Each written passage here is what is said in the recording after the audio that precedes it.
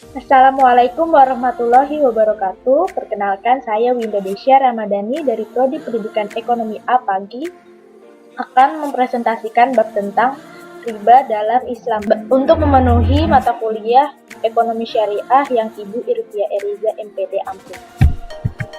Riba adalah istilah yang berasal dari bahasa Arab yang berarti kelebihan atau tambahan. Namun dalam konteks syariah Islam, arti riba adalah mengerucut pada kelebihan dari pokok utang. Kelebihan dari pokok utang inilah yang membedakan riba dengan transaksi jual beli yang dikenal dengan ribun atau laba, di mana kelebihan berasal dari selisih dalam jual beli. Riba adalah bunga. Sederhananya, riba adalah tambahan yang disyaratkan dan diterima pemberi pinjaman sebagai imbalan dari peminjam hutang. Sementara, merujuk pada Kamus Besar Bahasa Indonesia atau KBBI, istilah lain dari riba adalah bunga uang, lintah darat, atau rente. Dalam transaksi bisnis sekarang, riba adalah identik dengan bunga. Adapun, besaran bunga tersebut mengacu pada suatu persentase tertentu yang dibebankan kepada peminjam. Islam dengan tegas melarang umatnya untuk melakukan transaksi jual beli dan hutang piutang jika di dalamnya mengandung riba. Larangan tersebut juga tertulis dalam beberapa ayat Al-Quran maupun hadis. Hukum riba. Pada Al-Quran surat Al-Baqarah ayat 275, Allah Subhanahu wa Ta'ala berfirman, Allah telah menghalalkan jual beli dan mengharamkan riba.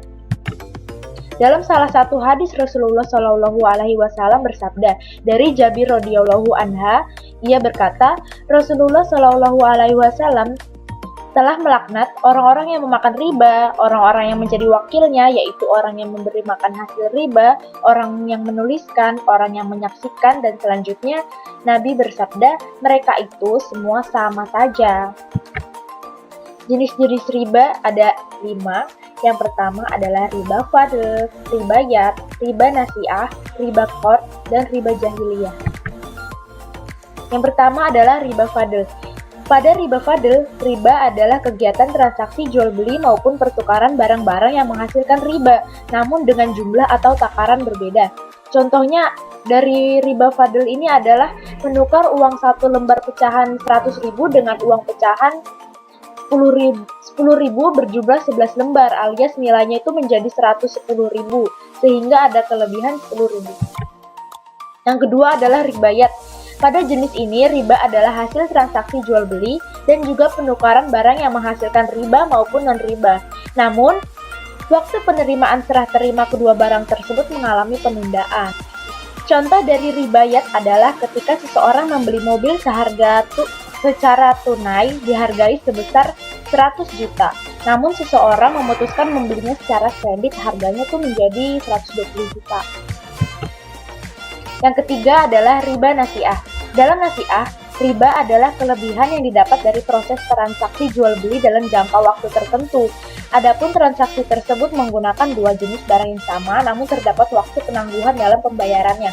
Contoh nasiah riba adalah seorang meminjamkan emas batangan kepada temannya, namun dia meminta dikembalikan dengan uang tunai setahun mendatang. Namun karena harga emas itu naik terus di masa depan, seorang teman ini harus membayar dengan nilai yang lebih tinggi. Yang keempat adalah jenis riba qard. Pada jenis qard, riba adalah tambahan nilai yang dihasilkan akibat dilakukannya pengembalian pokok utang dengan beberapa persyaratan dari pemberi utang. Contoh dari qard riba adalah ketika bank memberi pinjaman sebesar 100 juta, kemudian nasabah atau debitur harus mengembalikannya dengan bunga 12% dalam waktu tempo angsuran 24 tahun.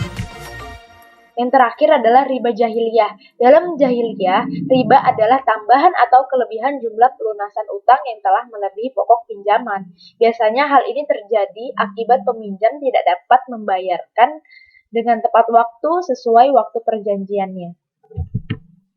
Sekian yang bisa saya jabarkan. Apabila banyak kesalahannya, saya mohon maaf yang sebesar-besarnya. Terima kasih. Wassalamualaikum warahmatullahi wabarakatuh.